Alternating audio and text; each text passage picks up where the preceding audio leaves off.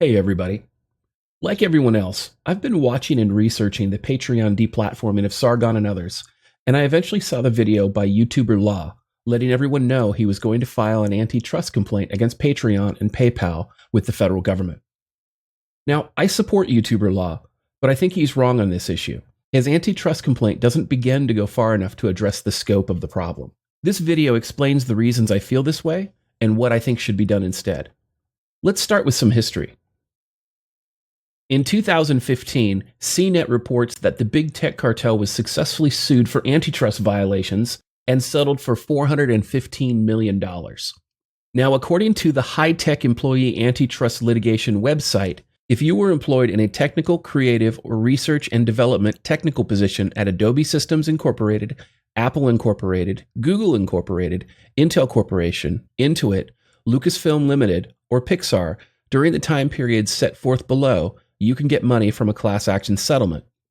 A settlement of $415 million with remaining defendants, Adobe, Apple, Google, and Intel, has been reached in settlement of the remaining claims in the class action lawsuit.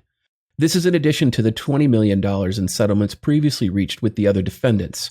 Adobe, Apple, Google, and Intel deny that they violated any antitrust law or engaged any wrongdoing. For purposes of this notice, Adobe, Apple, Google, and Intel are referred to collectively as the settling defendants. So, even though they're innocent, they decided to pay a total of $435 million. Okay? Now, they go on to state, what is this lawsuit about? This lawsuit claims that defendants entered into a series of agreements with each other not to recruit each other's employees in violation of federal and state antitrust laws. So the takeaway here is that the big tech cartel has been successfully sued for antitrust before. Now, let's fast forward to Patreon's CEO interview on the Rubin Report. Here's a snip of that interview. Getting away from Patreon for Sure. just a sec so that you don't have to say content policy again. Can you just talk to me a little bit about what you feel like the general culture is in Silicon Valley and all that around this stuff? Like, I suspect you're probably going to get some hate from CEOs, some who you don't even know, just for doing this, because that culture, as I said before, of lack of transparency, the inability to connect with any of these people is, again, another reason why we all came to Patreon. Yeah, I don't think I'm going to get hate from CEOs. I think the one thing that I actually really appreciate about the culture in Silicon Valley is, despite the fact that I think people could do more to be transparent, a lot more to be transparent with communities and users, people are very transparent with each other. There's a lot of sharing and a lot of discussion and dialogue. CEOs are constantly helping each other out. So I will frequently call up other CEOs and ask them questions. Okay, so the takeaways here are pretty clear. Patreon's CEO confirms that big tech CEOs are neither transparent with their communities or their users. And the second takeaway is that big tech CEOs are also in the habit of colluding with one another. They contact each other by phone all the time. Now, this was also confirmed by BuzzFeed in August 2018. In their article, Tech Companies Are Gathering for a Secret Meeting to Prepare a 2018 Election Strategy. Well, listen, if BuzzFeed found out about it, it's not a secret. It's like telephone, television, tell BuzzFeed, and then BuzzFeed's going to report it. Reps from up to a dozen of the U.S.'s biggest tech companies plan to meet in San Francisco. Representatives from a host of the biggest U.S. tech companies, including Facebook and Twitter, have scheduled a private meeting for Friday to share their tactics in preparation for the 2018 midterm elections. Last week, Facebook's head of cybersecurity policy, Nathaniel Gleacher, invited employees from a dozen companies, including Google, Microsoft, and Snapchat, to gather at Twitter's headquarters in downtown San Francisco, according to an email obtained by BuzzFeed News. As I've mentioned to several of you over the last few weeks, we have been looking to schedule a follow-on discussion to our industry conversation about information operations, election protection, and the work we are doing to tackle these challenges, Gleacher wrote. The meeting, the Facebook official wrote, will have a three-part agenda. Each company will present the work they've been doing to counter information operations. There will be a discussion period for problems each company faces, and there'll be a talk about whether such a meeting should become a regular occurrence. Okay, so before we get to the takeaways, the thing that really strikes me about this is that this email, according to BuzzFeed, is an admission that this is not the first time these people have gotten together to talk about these issues, and that these companies have met at least once before to talk about these issues, and that meeting was not reported on in the news. So with that out of the way, let's talk about the rest of the takeaways. Facebook called at least 12 tech companies to meet at Twitter's headquarters. Okay, think about that for a moment, all right? Now, their primary purpose for the meeting was to talk about the 2018 midterm election.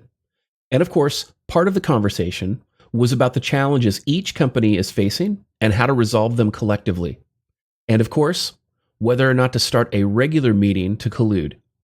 Now, given the recent news about how tech companies and payment processors who work with them target the competition, this sounds like classic antitrust to me. In fact, according to the Department of Justice, many consumers have never heard of antitrust laws, but enforcement of these laws saves consumers millions and even billions of dollars a year. The federal government enforces 3 major federal antitrust laws, and most states also have their own. Essentially, these laws prohibit business practices that unreasonably deprive customers of the benefits of competition, resulting in higher prices for products and services. The 3 major federal antitrust laws are the Sherman Antitrust Act, the Clayton Act, and the Federal Trade Commission Act. Now, the Sherman Act, which is the only one I'm going to go into detail about today, states, this law outlines all contracts, combinations, and conspiracies that unreasonably restrain interstate and foreign trade. This includes agreements among competitors to fix prices, rig bids, and allocate customers, which are punishable as criminal felonies. The Sherman Act also makes it a crime to monopolize any part of interstate commerce. An unlawful monopoly exists when one firm controls the market for a product or service, and it has obtained that market power not because its product or service is superior to others, but by suppressing competition with anti-competitive conduct. So I think one example of this might be, for example, if YouTube colluded with payment processors to prevent BitChute or Brighteon from competing. Or maybe, I don't know, if Facebook colluded with payment processors to target Minds.com. Or maybe if Twitter colluded with others to target Gab. You see, under the Department of Justice, it looks like these are potentially crimes. Now, let's shift gears. Let's talk about American values. In the United States, many Americans value Christian values. We even have "In God We Trust" on the back of our American dollar.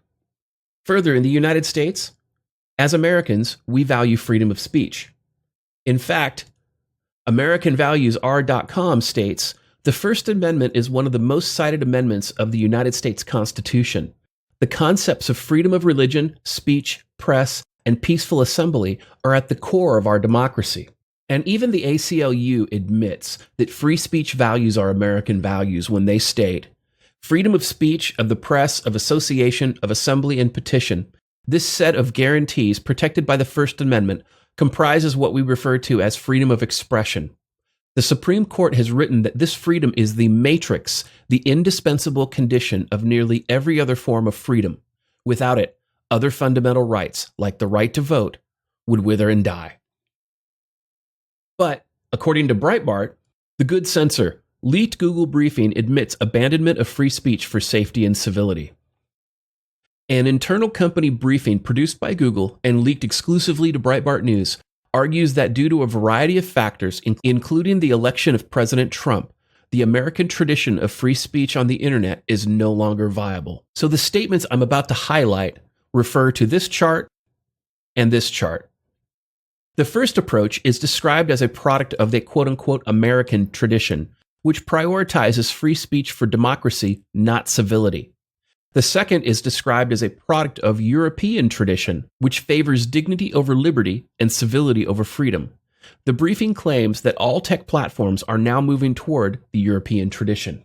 So what is it that tech platforms have been doing to move toward European tradition? Well, they've been censoring their users by saying that hate speech is a valid reason to ban, delete, and get rid of content they don't like. But in the United States, hate speech is not a thing. Even the courts have weighed in on it.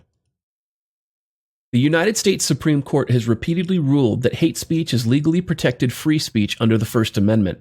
The most recent Supreme Court case on this issue was in 2017, when the justices unanimously reaffirmed there is effectively no hate speech exception to the free speech rights protected by the First Amendment. But regardless, Big Tech has repeatedly censored, banned, and demonetized content creators, users, and others for hate speech. But the Supreme Court has ruled that using social media is a constitutional right. Also, in addition to this, social media competitors who embrace free speech have been targeted by both big tech and payment processors specifically for their stance on free speech. To me, this sounds like a violation of civil rights based on national origin. Now, what do I mean by that?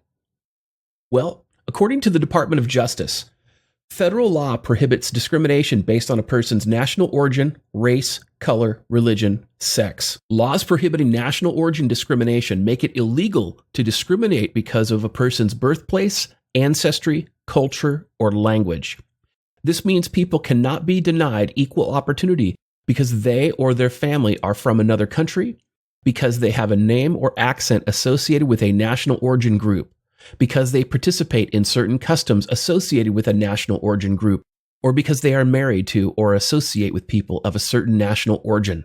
The Department of Justice's Civil Rights Division is concerned that national origin discrimination may go unreported in the United States because victims of discrimination do not know their legal rights or may be afraid to complain to the government.